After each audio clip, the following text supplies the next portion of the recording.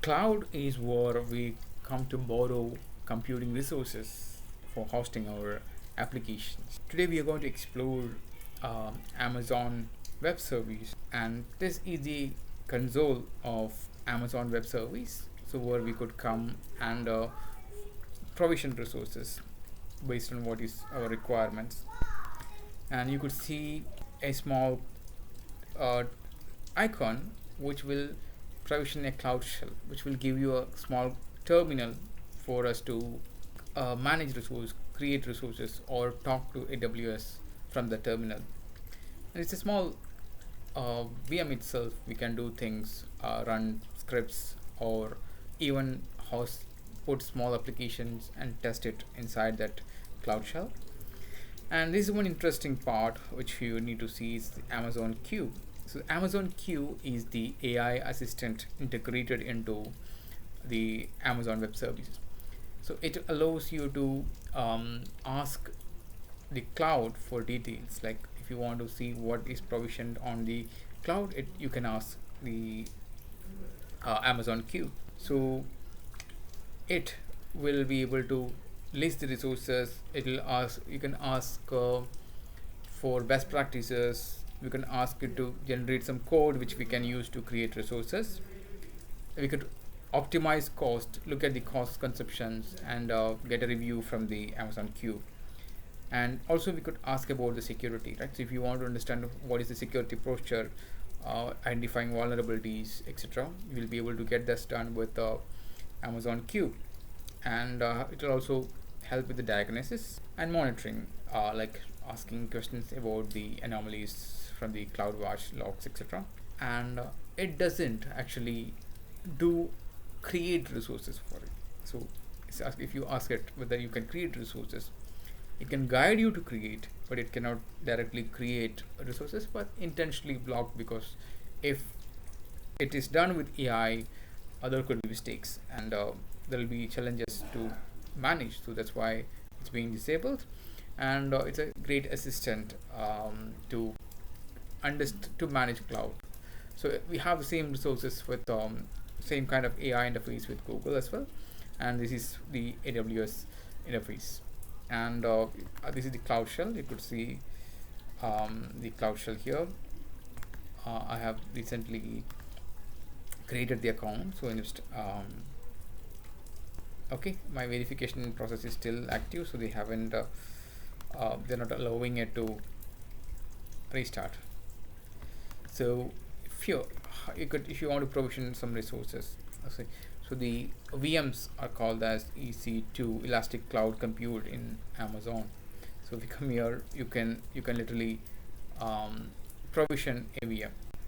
So in the sense, you will get a small computer which you could connect, and what we call one deployment. Once you have a usable VM, this is called as a instance inside the EC2, and the EC2 is a term for provisioning the VMs. So we could select different types of images. So it's like if you want an operating system with Mac, or you want to have Ubuntu, Windows operating systems, you could quickly select whatever VMs you want, and then you could provision it from here. So you have different types of instances you want.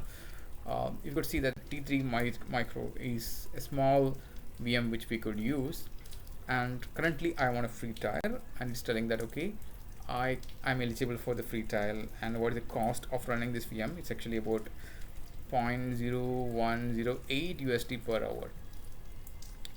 So, and how do you log into it? You need to create a key pair to log in for this, and that it allows us to create a key pair for logging.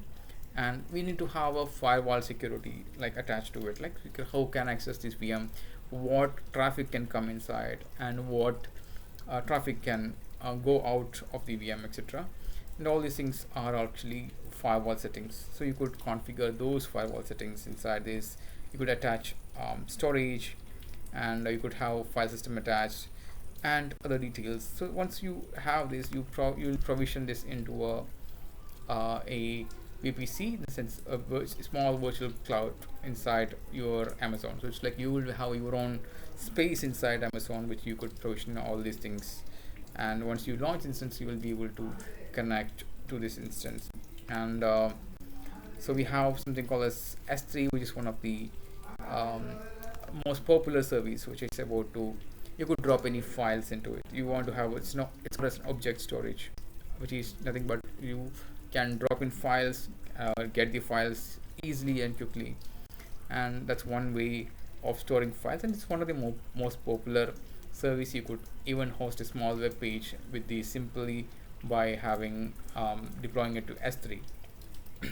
And we have a lot of services like databases, and like for the services for connecting with like queues, as a simple messaging queues, the SNS, and so a lot of services for queuing data, SQS, simple queue service.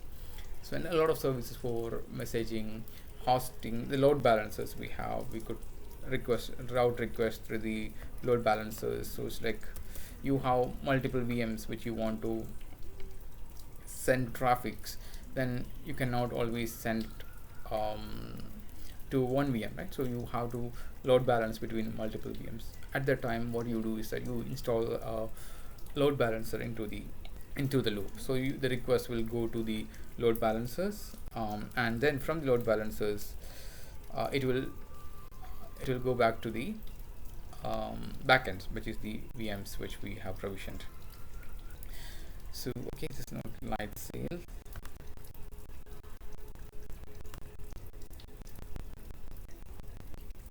Go back.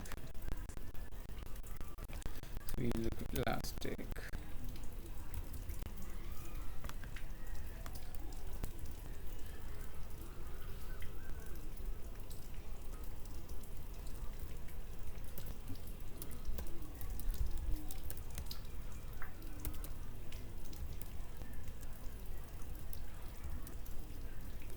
Okay, EC2. So we could create a load balancer here. There are different types of load balancers. It's actually saying how the load will be balanced. The symbol which is we call is actually Amazon Lambda, which is actually allows like running a program on a dynamic way, because whenever you particularly have a request or a signal which you want to trigger this, at this time Lambda function will be invoked, and this function literally will run for some times and go and shut down eventually. And the time limit for the Lambda function is about 15 minutes. If your program can execute and complete within 15 minutes, you will be able to do that by Lambda, and you could have the VMs itself, and you have three types of load balancer. You could see application load balancer, network load balancer, which here it works on the HTTPS, it's on the application layer, and then it's go to the network load balancer, works on the TCP UDP network layer, and the standard third is the gateway load balancer. And it's about the load balancers, and you have databases.